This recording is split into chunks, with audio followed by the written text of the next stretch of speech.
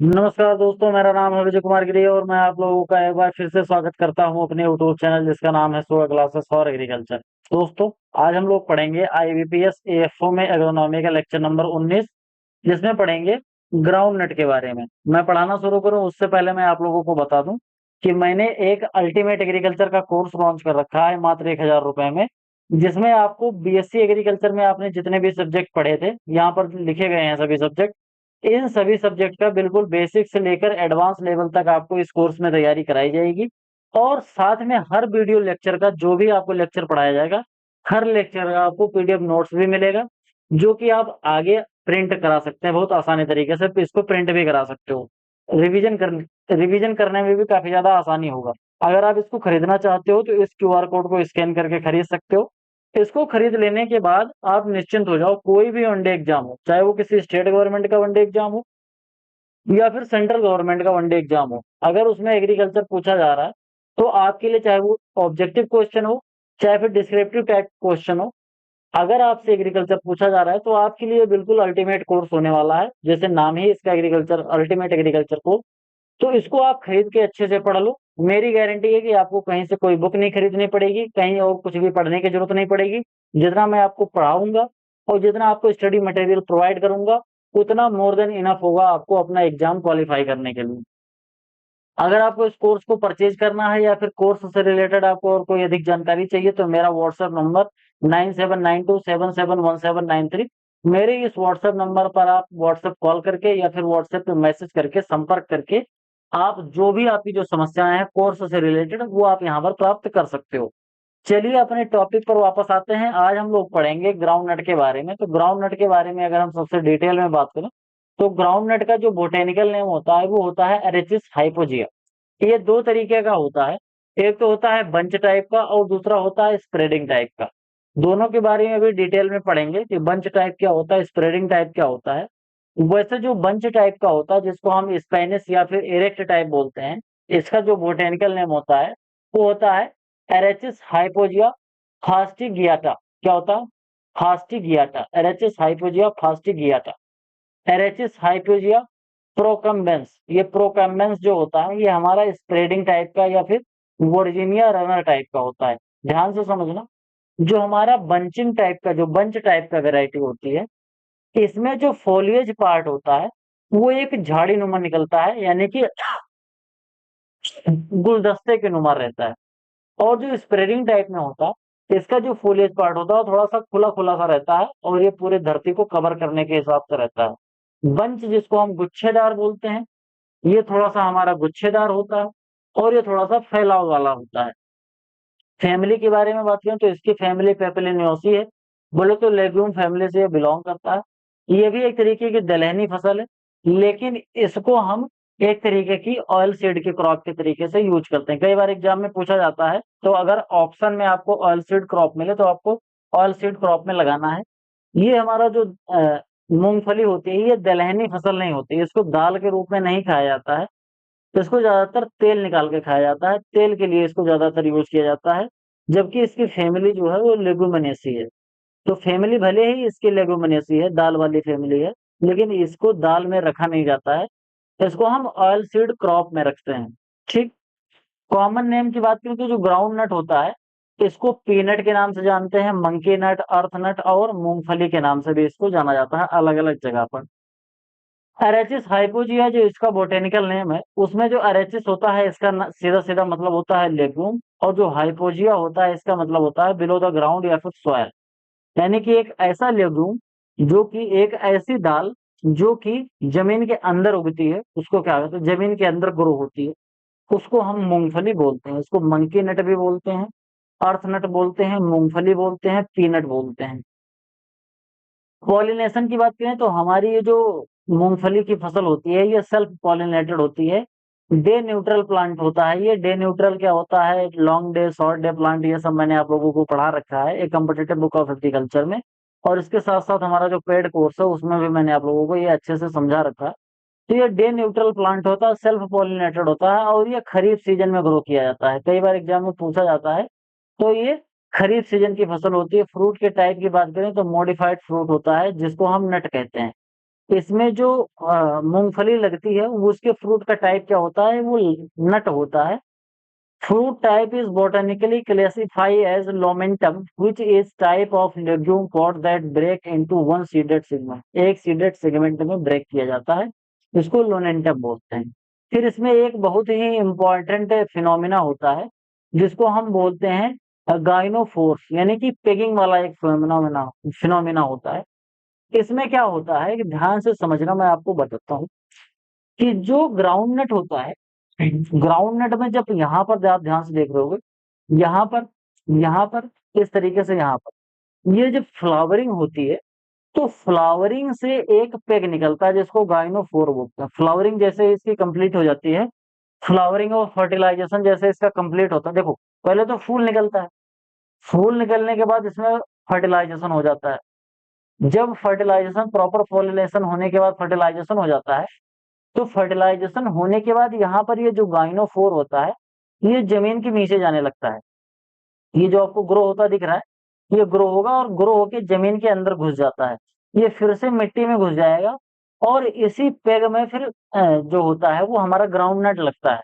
तो ये जो पेग निकलता है जिसको गाइनोफोर बोलते हैं, इसी गाइनोफोर के जमीन में घुसने की प्रक्रिया को हम क्या बोलते हैं, पेगिंग बोलते हैं। PEGGING, इसको पेगिंग बोला जाता है जब गाइनोफोर जमीन के अंदर जाता है। The gynophore is a unique structure in ground known as peg. It is intercalary meristem that grow from the fertilised flower. जो फर्टिलाइज्ड फ्लावर होती है उसी में ये डेवलप होता है और वो जमीन के अंदर चला जाता है। ये जियो इसका जो जियोट्रॉपिज्म होता है बोले तो ये जमीन के अंदर ग्रो होता है।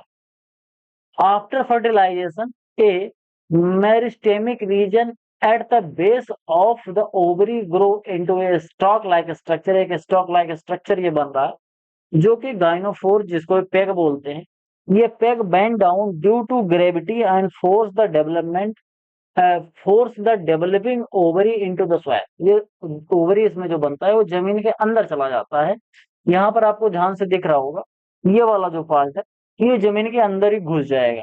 और once in the soil the pegging carrying the ovary pushes itself further in. After entering the soil, the ovary begin to develop and take a horizontal positioning, leading to the enlargement of core। सीधा सीधा मतलब है कि ये जो गाइनोफोर है ये गाइनोफोर जमीन के अंदर घुसेगा और फिर वहां पर जाके इसकी जो ओवरी होगी वो अच्छे तरीके से डेवलप होगी और फिर वहां पर जाके क्या बनेगा, वहां पर जाके कोड बनेगा, यानी कि मूंगफली की जो फली बनती है वो जमीन के अंदर बनती है।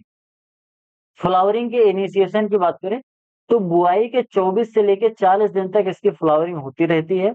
और पेगिंग जो होती है, फ्लावरिंग जैसे निकलेगी peg become visible for development 5 to 7 day after flowering. Flowering से 5 से 7 दिन के अंदर जैसे इसके अंदर फर्टिलाइजेशन हो जाता है फ्लावर के अंदर, उसके 5 से 7 दिन के अंदर उसमें पेग दिखने लगते हैं जो कि जमीन की तरफ उन्मुख हो जाते हैं, जमीन के अंदर घुसने का प्रयास कर रहे होते हैं।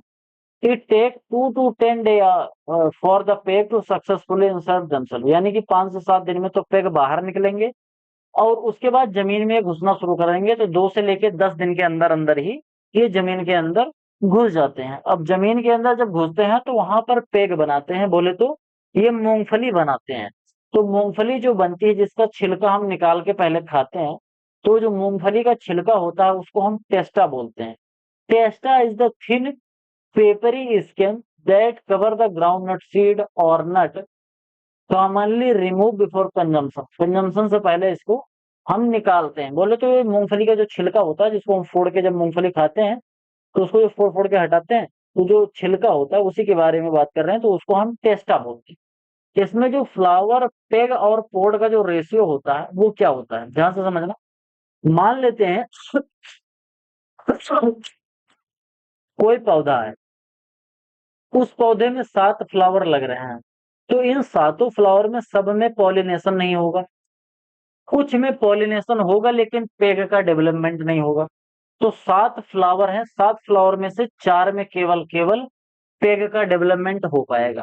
अब जब 4 में पेग का डेवलपमेंट हो रहा है, तो ये पेग जमीन के अंदर जाएंगे, कुछ तो जमीन के अंदर चले जाएंगे और वहां पर पॉड डेवलप करेंगे, और कुछ जमीन के अंदर या तो जा नहीं पाएंगे या तो जाएंगे तो उनका ओवरी डैमेज हो जाएगा।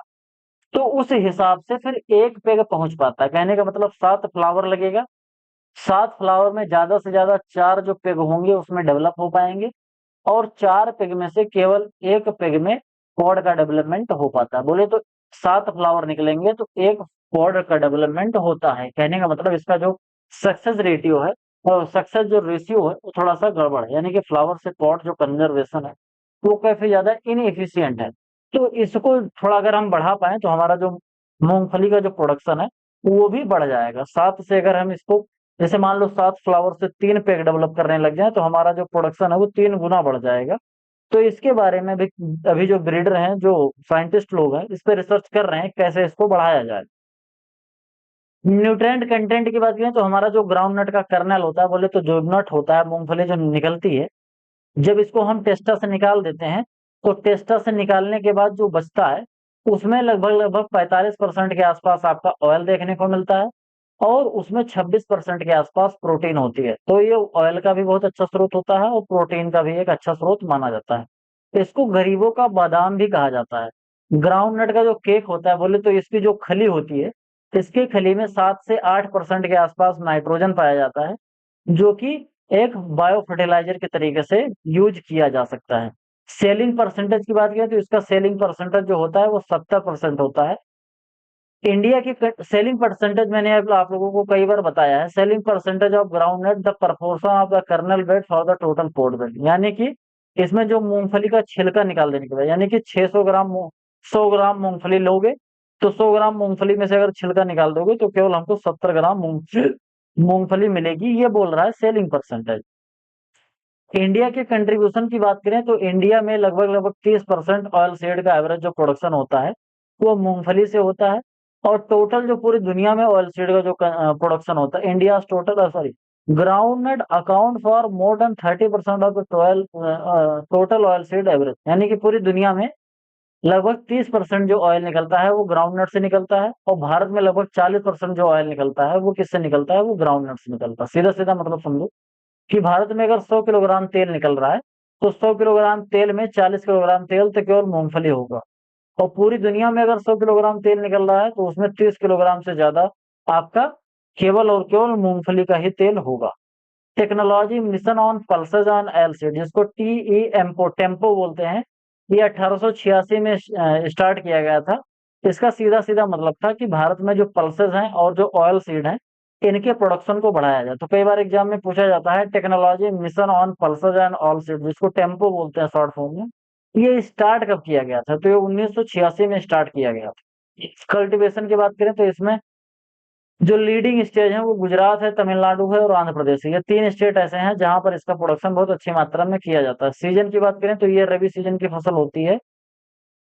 यहाँ पर इस बुक में थोड़ा सा गलत दिया गया है, हाँ कंफर्म हो गया, तो ये रबी सीजन नहीं होना है, यहाँ पर रबी सीजन आप नहीं लिखना, ये खरीफ लिखना। खरीफ सीजन आपका ये जो ग्राउंड नट होता है थोड़ा खरीफ सीजन की फसल होती है। वैसे अगर हम बात करें तो रबी सीजन में इसका जो प्रोडक्शन होता है वो ज्यादा होता है, लेकिन इसको ज्यादातर खरीफ सीजन में ही ग्रो किया जाता है। तो ये हमारी खरीफ सीजन की फसल होती है। तो अगर एग्जाम में पूछा जा रहा है तो आपको खरीफ सीजन ही लगाना है। मोस्ट सुटेबल सॉइल की बात करें तो सैंडी और सैंडी लोम सॉइल काफी अच्छी मानी जाती है, क्योंकि अगर हार्ड सॉइल होगी, ब्लैक सॉइल या फिर क्ले जिसके अंदर ज्यादा होगा, तो उसमें जो पेगिंग वाली प्रोसेस है वो पेगिंग वाली प्रोसेस बहुत अच्छे तरीके से हो नहीं पाएगी। तो इसीलिए जो सैंडी सॉइल है और सैंडी लोम जो सॉइल होती है वो काफी ज्यादा अच्छी होती है। क्ले सॉइल इसमें रिस्ट्रिक्ट किया जाता है क्योंकि इसमें पेगिंग बहुत अच्छे तरीके से नहीं हो पाता है। गाइनोफोर स्वेलिंग सिकनेस है इसके अंदर पाया जाता है, और अफेक्टेड पॉड की ग्रोथ, ये दोनों चीजें प्रॉब्लम कर जाती हैं अगर क्ले सॉइल है, यानी कि या तो पॉड का डेवलपमेंट भी नहीं होगा और गाइनोफोर जो होता है वो अच्छे तरीके से जमीन के अंदर घुस नहीं पाएगा। बोले तो पेगिंग भी नहीं होगी और पॉड का ग्रोथ भी अच्छे तरीके से हो नहीं पाएगा। जर्मिनेशन टाइप के बारे में बात करें तो इसमें हाइपोजियल टाइप का जर्मिनेशन होता है, यानी कि जो इसका कोटिलिडन होता है जिसको बीजपत्र बोलते हैं, तो इसका कोटिलिडन जर्मिनेशन के समय पर मिट्टी के अंदर ही पड़ा रह जाता है, तो इसको हाइपोजियल जर्मिनेशन बोलते हैं। अगर कोटिलिडन जमीन के ऊपर निकल आए तो उसको हम इपीजियल जर्मिनेशन बोलते हैं। तो ग्रेमिनी जो वाली क्रूल होती है उसमें सब इपीजियल पाया जाता है, जबकि हाइपोजियल हमारा इसमें पाया जा रहा है। सीड ट्रीटमेंट के बारे में बात करें तो 0.1% एथेरिल प्लस 3 ग्राम थायराम, इसको हम यूज कर सकते हैं। 0.1% एथेरिल और 3 ग्राम पर किलोग्राम की दर से थायराम का अगर हम यूज कर लेंगे तो इससे सीड ट्रीटमेंट हम आराम से कर सकते हैं, जिससे फंगल डिजीज लगने की संभावना कम हो जाती है।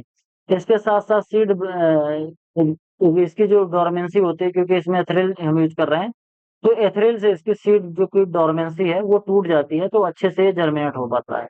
सोइंग टाइम की बात करें तो इसकी जो खरीफ सीजन में इसकी सोइंग है वो जून में करते हैं, 3rd वीक जून से लेके 1st वीक जुलाई के आसपास में। रबी सीजन में इसको नवंबर में करते हैं और समर सीजन में इसको दिसंबर दिसंबर से लेके जनवरी के एंड तक इसको करते हैं, यानी कि लास्ट वीक ऑफ दिसंबर से लेके जनवरी के लास्ट तक इसको करते हैं। तो तीनों सीजन में ग्रो किया जाता है, जबकि जो खरीफ सीजन है वो सबसे ज्यादा इंपॉर्टेंट है, खरीफ सीजन की ही वैरायटी। सीड रेट के बारे में बात करें तो जो बेंच टाइप की वैरायटी होती है, गुच्छे वाली वैरायटी होती है, वो 100 से 120 होती है, क्योंकि क्लोज ग्रो होती है। तो पास पास ग्रो होगी तो वेजिटेटिव ग्रोथ थोड़ा नजदीक नजदीक होगा, तो हम ज्यादा ज्यादा मात्रा में पौधे को ग्रो कर पाएंगे, संख्या में ज्यादा बढ़ा पाएंगे। और जो स्प्रेडिंग टाइप की होती है, क्योंकि ये दूर तक फैलती है, तो इसमें सीड रेट थोड़ा सा कम लगेगा, 80 से 100 किलोग्राम लगेगा, क्योंकि ये थोड़ा सा ज्यादा दूर तक फैलती है, इसका वेजिटेटिव ग्रोथ थोड़ा ज्यादा होता है। इरिगेशन की बात करें तो स्टेब्लिशमेंट यानी कि 10 से 20 दिन सोइंग के बाद वेजिटेटिव फेज जो होता है इसका फ्लावरिंग और पेड़ इनिशिएशन का फेज होता है। इसके बाद जो पोड फॉर्मेशन होने लगता है, सीड का जो डेवलपमेंट होने लगता है, ये सभी जो स्टेज होती है इनमें पानी की जरूरत पड़ती है, ये सभी क्रिटिकल स्टेज होती है।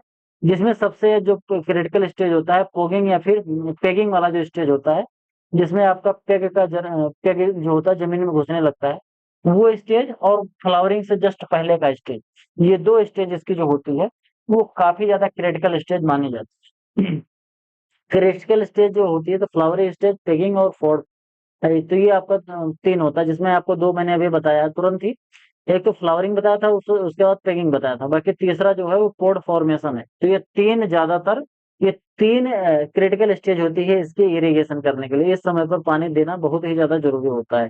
सुटेबल जो इसमें इरिगेशन का मेथड होता है वो चेक बेसिन मेथड यूज किया जाता है इसको ज्यादातर देने के लिए। इसमें इरिगेशन वाटर और कम्युलेटिव पैन इवापोरेशन जो होता है वो 0.6 होता है। ये क्या होता है इसके बारे में मैंने आप लोगों को एक कॉम्पिटेटिव बुक ऑफ एग्रीकल्चर में अच्छे से पढ़ा रखा है। ये इरिगेशन वाटर और कम्युलेटिव पैन इवापोरेशन का जो रेशियो, इसके बारे में बहुत डिटेल में मैंने वहां पर पढ़ा रखा है। ड्रेनेज ड्यूरिंग पॉट डेवलपमेंट के बारे में बात करें तो इसमें during the pod development stage the field must be well drained, poor aeration due to waterlogging can lead to the formation of aflatoxin a harmful toxin. कहने का ये मतलब है कि जब हम ग्राउंड नट का प्रोडक्शन कर रहे होते हैं तो फ्लावरिंग के बाद पेगिंग हो जाती है, और पेगिंग के बाद जब इसमें पॉड का डेवलपमेंट होने लगता है, बोले तो जो फलियां बनने लगती है, तो फलियां बनते समय अगर खेत में पानी है, पानी भरा हुआ है, तो उस समय एक टॉक्सिन डेवलप हो जाता है जिसको अफ्लाटॉक्सिन बोलते हैं, मॉइस्चर ज्यादा होने की वजह से। और इसकी वजह से हमारी जो मूंगफली होती है वो खराब हो जाती है। फर्टिलाइजर एप्लीकेशन की बात करें तो इसमें 50 60 60 किलोग्राम एनपीके की जरूरत पड़ती है, यानी कि 25 किलोग्राम इसमें हमको देना पड़ता है क्या, 25 किलोग्राम नाइट्रोजन देना पड़ेगा, 60 और 60 किलोग्राम फास्फोरस और पोटास देना पड़ेगा पर हेक्टेयर। इसके साथ साथ इसमें 50 से लेकर 100 किलोग्राम जिंक सल्फेट और आयरन सल्फेट भी हम दे सकते हैं, जिससे कि इसका प्रोडक्शन और अच्छे हो सकता है। इंटर कल्चरल ऑपरेशन के बारे में बात करें तो पेगिंग स्टेज में हमको इंटर कल्चरल ऑपरेशन अवॉइड करना चाहिए। बोले तो अगर होइंग करेंगे या बीडिंग करेंगे, खरपतवार निकालना और होइंग करना अगर पेगिंग स्टेज में हम करेंगे, क्योंकि पेगिंग स्टेज में जो पेग होता है वो जमीन के अंदर जा रहा होता है, तो जमीन के अंदर जाते समय अगर हम जमीन को डिस्टर्ब करेंगे, निकाई गुड़ाई करने लगेंगे, तो इसके जो पेग होंगे, ओवरी जो होगा वो डैमेज हो जाएगा, तो हमारा पोड का डेवलपमेंट नहीं होगा। तो इंटर कल्चरल ऑपरेशन हमें उस समय नहीं करना चाहिए। वीड को कंट्रोल करने के लिए स्टार वीडर का इस्तेमाल कर सकते हैं, पेगिंग के पहले ही हम इस सब चीजों को करेंगे। पेगिंग जब स्टार्ट हो जाएगी तो उस समय हम खेत में किसी भी तरीके की निकाई गुड़ाई नहीं करेंगे। फ्लावरिंग और पॉड फॉर्मेशन को इन्हांस करने के लिए इसमें नेफ्थलीन एसिटिक एसिड का 40 ppm का घोल डालकर अगर हम फ्लावरिंग इनिशिएशन के समय पर इसको डाल देते हैं तो इससे फ्लावर भी ज्यादा होगा, जिसकी वजह से हमको यील्ड थोड़ा ज्यादा मिलेगी। कैल्शियम के बारे में बात करें तो कैल्शियम बहुत ज्यादा इंपॉर्टेंट होता है इसके पॉट डेवलपमेंट के लिए। अगर कैल्शियम की डेफिशिएंसी हो जाती है तो इसमें पॉपिंग होने लगती है। पॉपिंग कहने का मतलब ये होता है कि इसमें पोरली फिल्ड पॉड होते हैं। जब हम मूंगफली के बारे में बात करें तो मूंगफली अपना इस तरीके का होता है। ऐसे मूंगफली का जो अपना वो होता है ऐसे होता है। जब आप इसको छीलते हो तो आपको इसके अंदर मूंगफली देखने को मिलता है। अगर आपने इसको छीला और फोड़ा और फोड़ने के बाद आपको इसमें मूंगफली नहीं मिला या छोटा छोटा मूंगफली का दाना मिला, तो उसी जो छोटा छोटा दाना मिल रहा है उसको हम पॉप बोलते हैं, बोले तो पॉपिंग बोलते हैं, यानी कि इसके अंदर दाने ही नहीं बने हैं। जो मूंगफली होता है ये मूंगफली ही नहीं बना है, केवल हमारे पास पॉप पेग पेग ही है। तो ये क्यों होता है? ये होता है कैल्शियम की डेफिशिएंसी की वजह से। तो इसीलिए हमको कैल्शियम भी देना चाहिए। अगर कैल्शियम की हमारे खेत में कमी है तो पॉपिंग वाली प्रॉब्लम हो जाती है। कई बार ऐसा होता है कि आप दुकान से खरीदते हो कि भैया 100 ग्राम मूंगफली देना, ज्यादातर ट्रेन में यही होता है। आपने ले लिया तो उसमें एक तो जब 100 ग्राम लोगे तो उसमें आपको 30-40 ही मिलेगा, ज्यादा से ज्यादा 30 से 40 आपको पोड मिलेगा। जिसमें से आपको 10 पोड अगर पॉप निकल जाए, बोले तो खराब निकल जाए या सूखा निकल जाए, तो आप कहोगे इसमें तो कुछ पड़ा ही नहीं है, खाली खाली है सब। तो ये क्यों हो रहा है? क्योंकि कैल्शियम की कमी थी। आगे बात करते हैं बंच टाइप की जो वैरायटी होती है और स्प्रेडिंग टाइप की जो वैरायटी होती है, उसमें थोड़ा सा डिफरेंस क्या होता है। सेलिंग परसेंटेज के बारे में बात करें तो 75% या उससे ज्यादा होता है बंच टाइप में, और स्प्रेडिंग टाइप में लगभग 65% या फिर उससे कम होता है। डोरमेंसी कितना होती है इसके अंदर? जो बंच टाइप की होती है इसमें डोरमेंसी नहीं होती है, लगभग 90% जर्मिनेट हो जाता है। इसमें लगभग 80% जर्मिनेशन होता है स्प्रेडिंग टाइप में, क्योंकि इसमें थोड़ी सी डोरमेंसी पाई जाती है। तो स्प्रेडिंग टाइप जो है इसमें जो बंच टाइप है इसमें स्पेसिंग जो रखते हैं 45 से 50, 45 × 50 सेंटीमीटर रखते हैं। और इसमें 60 × 20 रखते हैं स्प्रेडिंग टाइप, क्योंकि स्प्रेडिंग टाइप दूर तक फैलता है। तो इसीलिए इसका सीड रेट भी 80 से 100 किलोग्राम रखते हैं, और दूर तक फैलता है तो इसकी स्पेसिंग भी थोड़ा सा ज्यादा कर लेते हैं। जबकि ये जो बंच टाइप का है इसका 100 से 120 किलोग्राम इसमें कर्नल लगता है, सीड लगता है। और इसकी जो स्पेसिंग होती है थोड़ी सी कम होती है। मैच्योरिटी के बारे में बात करें तो जो बंच टाइप होता है थोड़ा जल्दी मैच्योर हो जाता है, और स्प्रेडिंग टाइप थोड़ा सा लेट से मैच्योर होता है। सीड रेट 100 से 120 होता है, इसका 80 से 100 होता है। वेरायटी के बारे में बात करें तो ज्योति Krishna TMV 11, TMV 12, AK 12, AK 24, Junagadh 11, ICGS 1, ICGS 10, ICGS 11, ICGS 44, JL 24, ये कुछ वेराइटीज हैं जो कि आपकी मूंगफली की बंच टाइप की वैरायटी है। फिर उसके साथ चंद्रा है, टाइप 28 है, टाइप 64 है, TMV 1 है, TMV 3 है, M13 है, M37 है, विक्रम है, वर्जीनिया है, गंगापुरी है। उसके बाद गोधेरी 2 है, गोधेरी 3 है। ये कुछ ऐसी वैरायटी हैं जो स्प्रेडिंग टाइप की ग्राउंड नट की वैरायटीज हैं। यील्ड के बारे में बात करें तो 20 से 25 क्विंटल इसमें आपको बंच टाइप में देखने को मिलता है, और इसमें लगभग 20 से 30 किलोग्राम और 20 से 30 क्विंटल पर हेक्टेयर यहाँ पर देखने को मिलता है। स्प्रेडिंग टाइप की जो वैरायटी होती है इसमें जो यील्ड होता है थोड़ा सा ज्यादा होता है, क्योंकि ये लेट से मैच्योर होता है, और इसका जो वेजिटेटिव ग्रोथ होता है थोड़ा सा ज्यादा टाइम तक होता है। और क्योंकि ये अर्ली मैच्योर होता है तो इसका वेजिटेटिव ग्रोथ के लिए कम टाइम मिलेगा, तो थोड़ा यील्ड भी इसकी घट जाती है। तो इसमें 15 से 20 क्विंटल यील्ड देखने को मिलता है, और इसमें आपको 20 से 30 देखने को मिलता है स्प्रेडिंग टाइप।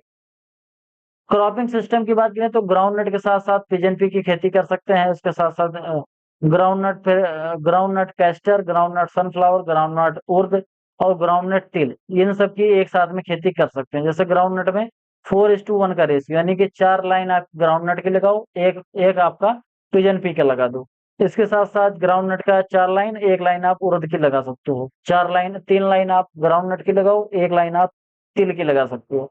तो इस तरह के तरीके से इसमें इंटर कल्टीवेशन भी कर सकते हैं। अर्थिंग अप इसमें बहुत ही इंपॉर्टेंट चीज होती है, क्योंकि जो पेग बनेगा, पेग बनने के लिए अर्थिंग अप होना चाहिए। क्योंकि जो फ्लावरिंग होती है वो जो पौधे के बगल में होती है, बिल्कुल यहाँ पर। तो अगर पौधे के आसपास सही से मिट्टी नहीं होगी तो पेग बहुत नीचे तक थोड़ी जा पाएगा। जो पेग निकलता है इसमें, वो पेग बहुत ज्यादा लंबा नहीं होता। ऐसा नहीं है कि अगर आपका पौधा 1 मीटर तक हो जाए तो 1 मीटर नीचे चला जाएगा, ऐसा बिल्कुल नहीं हो पाएगा। तो इस वजह से हमको एक प्रॉपर मिट्टी यहाँ पर चढ़ाना पड़ेगा, अर्थिंग अप करनी पड़ती है, क्योंकि पौधे के बगल में आपको कायदे से मिट्टी मिल जाए जिससे पेगिंग आसानी से हो पाए। अगर मिट्टी नहीं मिलेगी तो पेगिंग अच्छे से हो नहीं पाएगा। बोटे बोटेनिकल नाइट्रोजन फिक्सेशन, इसमें राइजोबियम जापोनिकम एक बैक्टीरिया होता है, सिम्बायोटिक बैक्टीरिया। ये बैक्टीरिया इसमें नाइट्रोजन फिक्सेशन का काम करता है। स्टोरेज की बात करें तो अगर 5% से ज्यादा इसके अंदर मॉइस्चर होगा तो इसके अंदर जो फंगस का डेवलपमेंट होता है वो होने लगता है। इसीलिए जब हम स्टोर कर रहे होते हैं ग्राउंड नट को, तो हमको ये इंश्योर करना चाहिए कि ग्राउंड नट में जो मॉइस्चर है वो 5% से कम ही होना चाहिए। वैसे जितने भी आपकी ऑयल सीड की क्रॉप है उसमें 5% से लेके 7% के आसपास ही मॉइस्चर होना चाहिए। जो हमारी ग्रेन की क्रॉप है वो 10% मॉइस्चर इसके अंदर हो सकता है। क्वालिटी के बारे में बात करें तो एफ्लाटॉक्सिन, जैसे मैंने बोला था ना कि पेगिंग के टाइम पर अगर वाटर लॉगिंग की कंडीशन है, पेगिंग की बात बोले तो पॉड फॉर्मेशन के टाइम पर अगर वाटर लॉगिंग की कंडीशन है तो अफ्लाटॉक्सिन बनने लगता है। एक टॉक्सिन होता है जिसकी वजह से बिटरनेस आ जाता है। यहाँ पर आप देख सकते हो एक फंगस का डेवलपमेंट हो रहा है जिसकी वजह से बिटरनेस आ जा रहा है। अब इसको अगर खाओगे तो आपको वहां पर कड़वा कड़वा लगेगा और ये बहुत बेकार होता है, नुकसान करता है। तो अगर पॉड के अंदर 8% से ज्यादा का मॉइस्चर हो जाता है तो इसकी वजह से होता है। और ये फंगस कंटामिनेशन होता है। ये कौन कौन सा फंगस होता है? एक तो एस्परजिलस नाइजर होता है और एक होता है एस्परजिलस फ्लेवस होता है। तो ये दोनों तरीके के जो फंगस होते हैं, इन्हीं फंगस की वजह से अफ्लाटॉक्सिन जो टॉक्सिन निकलता है ये ग्राउंड नट में निकलता है। और इसी की वजह से जो ग्राउंड नट का जो पोड होता है वो खाने योग्य नहीं बचता है, कड़वा हो जाता है। इस तरीके का फंगस आपको देखने को मिलेगा। और अगर ग्राउंड नट को आप अंदर फोड़ के निकालोगे तो वहां पर आपको हरा या फिर काला कलर का थोड़ा सा लगभग greenish brown colour, sorry greenish black colour या फिर ग्रीन कलर के हल्के हल्के से आपको फंगस के माइसीलियम का डेवलपमेंट अंदर देखने को मिलता है। तो ये अफ्लाटॉक्सिन की वजह से होता है। ये होता क्या है? स्पर्जिलस नाइजर और स्पर्जिलस फ्लेवस, ये दो तरीके के फंगस होते हैं, इन्हीं की वजह से ये होता है। रेजिस्टेंट वैरायटी की बात करें तो CGC2 और CGC7 और फैजबुल, ये तीन वैरायटी ऐसी हैं जो कि इसके प्रति काफी ज्यादा रेजिस्टेंट है। मेजर डिजीज के बारे में बात करें तो इसमें टिक्का डिजीज लगता है जिसको लीफ स्पॉट डिजीज भी बोलते हैं। ये एक बहुत ही कॉमन डिजीज है जो कि फंगल डिजीज होती है और ये ग्राउंड नट की जो पत्तियां होती हैं इसको क्या करता है? डैमेज करता है। तो अर्ली जो होता है वो होता है सर्कोस्पोरा अरेचिडिकोला होता है। और जो लेट लीफ स्पॉट होता है वो होता है सर्कोस्पोरा परसोनाटा होता है। तो अर्ली वाला अरेचिडिकोला है और सर्कोस्पोरा का जो लेट वाला है उसको परसोनाटा है। तो लेट वाले में थोड़ा सा ज्यादा आपको देखने को मिलता है, ढेर सारे इसमें छोटे छोटे और ज्यादा मात्रा में आपको लीफ स्पॉट देखने को मिलता है। लेकिन जो अर्ली वाला होता है इसमें थोड़ा सा कम देखने को मिलेगा। अर्ली वाले में कम रहता है, लेट वाले में ज्यादा रहता है। अर्ली वाले का क्या नाम है? सर्कोस्पोरा एरेचिडिकोला। लेट लीफ स्पॉट का क्या नाम है? सर्कोस्पोरा परसोनाटा है। मेजर पेस्ट के बारे में बात करें तो इसमें व्हाइट ग्रब बहुत अच्छी मात्रा में लगता है, आप यहाँ पर देख सकते हो। तो व्हाइट ग्रब जो है ये एक तरीके का पेस्ट होता है। एक प्यूपा होता है, ऐसा समझो एक प्यूपा होता है, एडल्ट से जस्ट पहले का लार्वा होता है। तो ये कैटरपिलर होता है। इसी कैटरपिलर जिसको कैटरपिलर लार्वा तो नहीं कह सकते, हाँ लार्वल स्टेज होता है जिसको ग्रब बोलते हैं। तो व्हाइट ग्रब जो होता है ये जमीन के अंदर पाया जाता है और ये ग्राउंड नट के जो कर्नल्स होते हैं, ग्राउंड नट का जो फली होती है उसको खाने का काम करते हैं। तो रूट को भी खाएगा, पोड का जो अंडरग्राउंड जो पोड है उसको भी खाएगा, जिसकी वजह से बहुत ज्यादा यील्ड लॉस देखने को मिलता है। तो पेस्ट आपको व्हाइट ग्रब ज्यादा लगता है और खरपतवार और इसमें जो बीमारी लगती है वो टिक्का लगती है। तो बीमारी टिक्का लगेगी और इसके साथ साथ इसमें जो इंसेक्ट लगता है, कीट पतंग, खरपतवार बोल रहा था। तो मेजर पेस्ट व्हाइट ग्रब है और मेजर डिजीज जो है वो टिक्का डिजीज इसमें देखने को मिलती है। तो आज की वीडियो में केवल इतना ही। आई होप आपको वीडियो पसंद आया होगा। वीडियो पसंद आया हो तो वीडियो को लाइक करें, चैनल को सब्सक्राइब करें, अपने दोस्तों के साथ चैनल को शेयर करें। आपके जो भी सुझाव कमेंट बॉक्स में जरूर लिखें। यहाँ पर आपको एक वीडियो दिख रही होगी, इस वीडियो को देख के आप समझ सकते हो कि हमने जो 1,000 रुपए का जो कोर्स लॉन्च कर रखा है अल्टीमेट एग्रीकल्चर का कोर्स, उसमें आपको क्या क्या देखने को मिलेगा, किस तरीके से आपको पूरी फैसिलिटी प्रोवाइड कराई जाएगी। और यहाँ पर आपको एक प्ले लिस्ट दिख रही होगी, इस प्ले लिस्ट को भी आप फॉलो करके अपने नॉलेज को बढ़ा सकते हैं। तो आज की वीडियो में केवल इतना ही। कोर्स परचेज करना है तो कोर्स जरूर परचेज कर लीजिए। इस वीडियो को देख के यहाँ पर आपको एक वीडियो दिख रही होगी, इस वीडियो को आप देखोगे तो उसमें पता चल जाएगा सब कुछ डिटेल में कि क्या क्या आपको इस वीडियो में मिलने वाला है। आज की वीडियो में केवल इतना ही। मिलते हैं किसी दूसरी वीडियो में, तब तक के लिए इजाजत दीजिए। धन्यवाद।